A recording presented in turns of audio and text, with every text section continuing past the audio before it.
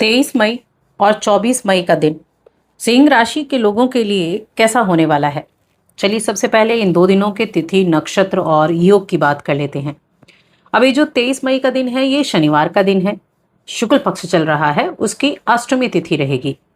चंद्रमा आपकी राशि में प्रवेश करेंगे और वहां पर केतु बैठे हुए हैं, तो केतु के साथ युति होगी मघा नक्षत्र में। इससे जो योग बनेंगे, ध्रुव नाम का योग बनेगा और व्याघात नाम का योग बनेगा और रवि नाम का योग बनेगा। अब 24 मई ये रविवार का दिन है, शुक्ल पक्ष की नवमी तिथि रहेगी। चंद्रमा आपकी राशि में ही बैठे हुए हैं, लेकिन पूर्व फाल्गुनी नक्षत्र में रहेंगे। योग जो बनेगा वो सर्वार्थ सिद्धि योग है, रवि योग है और हर्षण नाम का योग है। अब इन योगों का प्रभाव इन 2 दिनों को कैसे प्रभावित करेगा, क्या चीजें जीवन में अच्छी होंगी, क्या चीजें आपको सावधानी रखनी होगी, चलिए जानते हैं।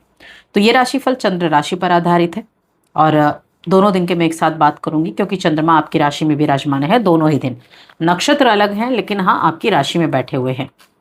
तो देखिए, चंद्रमा आपकी राशि में केतु के साथ युति कर रहे हैं और ये समय अगर हेल्थ के हिसाब से हम देखें तो हेल्थ के मामले में ठीक ठाक रहने वाला है। यानी कि अगर आप अपनी एनर्जी को सही तरीके से इस्तेमाल करें तो आप एनर्जेटिक रहेंगे और अपने अंदर एक जो आपका गुण है ना, नेतृत्व करने का, इस इस गुण के चलते आप कुछ अच्छे कार्य भी करने वाले हैं। आपके द्वारा किए गए प्रयास आपको किसी चीज में सफलता हासिल कराएंगे। किसी चीज क्यों बोला? क्योंकि जिस भी काम में आप प्रयास कर रहे हो उसमें आपको सफलता मिलेगी, उसमें आपको अपनी दक्षता से आपको आगे बढ़ने का मौका मिलेगा। देखिए, आपके पास स्किल्स है, आपके पास अच्छे संचार, अच्छा बौद्धिक कौशल है, तो उसकी मदद से आप अपने हर एक लक्ष्य को पूरा कर सकते हैं, अपने लक्ष्य के करीब पहुंच सकते हैं। जब हम प्रोफेशनल और पर्सनल लाइफ की बात करते हैं तो उस चीज को एक मजबूत आधार बनाया जाता है। अपने इन चीजों के, इन संबंधों के लिए ना कि मजबूर आधार बनाने के लिए अपनी योग्यता और अपनी क्षमता का प्रयोग करें, ताकि ना तो आपका प्रोफेशनल जीवन डिस्टर्ब हो, ना आपकी पर्सनल जीवन डिस्टर्ब हो। तो हर एक चीज को उतना ही महत्व आप देते हुए चलेंगे। कॉम्पिटिटिव मूड में रहेंगे, मन में कंपटीशन की भावना भी रहेगी, ऐसा नहीं है, तो कंपटीशन की भावना भी रहेगी और जो वक्त है उसका ध्यान भी रखेंगे। बहुत ज़्यादा ख्याली पुलाव पकाने में वक्त ज़ाया ना करें। जो सार्थक कार्य हैं उनमें अपनी एनर्जी को आपको लगाना है। बेकार की बातें अगर आप सोचते रहेंगे तो उनसे कुछ नहीं होने वाला, जब तक आप उन चीज़ों को सार्थक करने के लिए काम ना करें। इस दौरान किसी करीबी रिश्तेदार की मदद से आप अपने जो बिजनेस कर रहे हैं उनके लिए, वो अपने बिजनेस में कुछ अच्छा कर सकते हैं। ये दोनों ही दिन बिजनेस के मामले में बहुत अच्छे होने वाले हैं। अब 24 मई का दिन तो रविवार का दिन भी है, लेकिन रविवार का दिन सबके लिए छुट्टी का दिन भी नहीं होता। तो ये दिन काफ़ी ज़्यादा उत्तम आपके लिए रहेगा, आपको आर्थिक लाभ देने वाला रहेगा। साथ ही आप दोस्तों के साथ भी बाहर वक्त बिता सकते हैं। दोस्तों के साथ जो समय है वो भी काफ़ी अच्छा आपका बीतने वाला है। कोई व्यक्तिगत मार्गदर्शन भी आपको मिलेगा और ये मार्गदर्शन आपके रिश्तों में भी सुधार लाएगा और आपके घर परिवार के लिए के साथ साथ आपके बिजनेस के लिए भी अच्छा रहेगा। अगर आप अपने घर से बाहर रहकर पढ़ाई कर रहे हैं या अपने घर से दूर रहकर आप नौकरी कर रहे हैं, तो ये समय आपके परिवार से मिलने के लिए बहुत अच्छा है, या अपने खाली वक्त का अच्छे से इस्तेमाल करने के लिए आपके लिए बहुत अच्छा रहने वाला है। अब हम बात करते हैं यहाँ आपकी नौकरी हो गई, बिजनेस की ही बात करते हैं।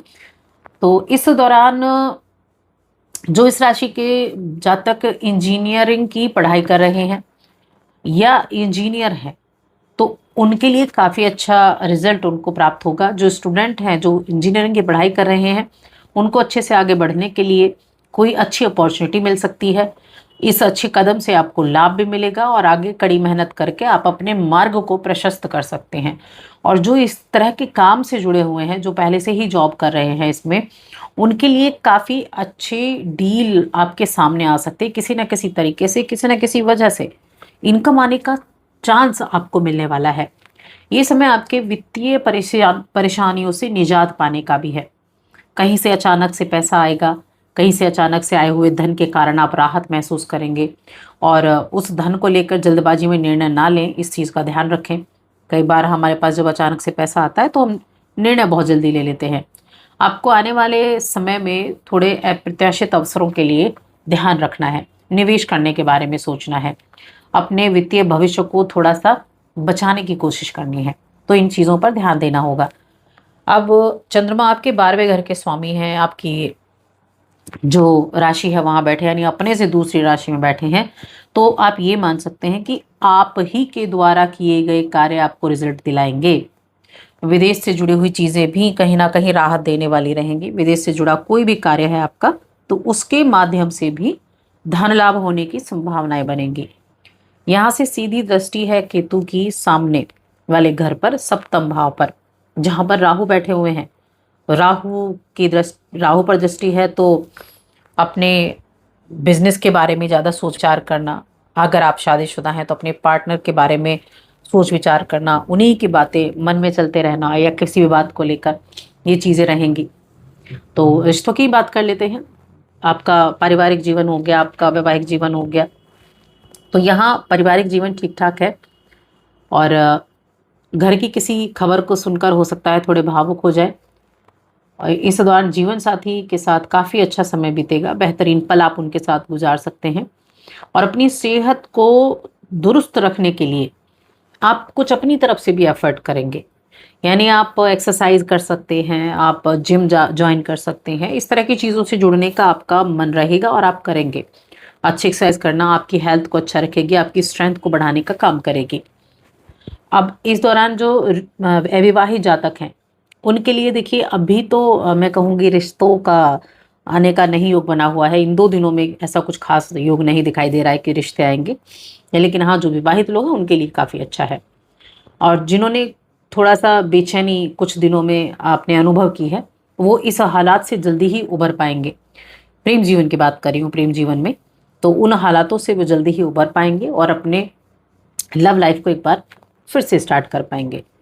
शिक्षा के मामले में हम बात कर चुके हैं, शिक्षा के मामले में कैसा ये समय रहेगा। अब उपाय की बात करते हैं।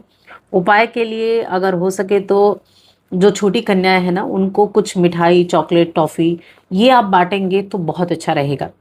ये आप रविवार के दिन भी बांट सकते हैं और ये शनिवार के दिन भी बांट सकते हैं। और रविवार के दिन बांटेंगे तो बहुत ही उत्तम रहेगा। इस उपाय को करने से आपके जो चीज़ें जो आपको डिस्टर्ब ज़्यादा करती हैं, मन पे ज़्यादा प्रभाव डालती हैं, उनसे आपको कहीं ना कहीं राहत देखने को मिलेगी। तो बस आज की इस वीडियो में इतना ही। वीडियो कैसे लगी कमेंट करके ज़रूर बताएं। जय माता दी।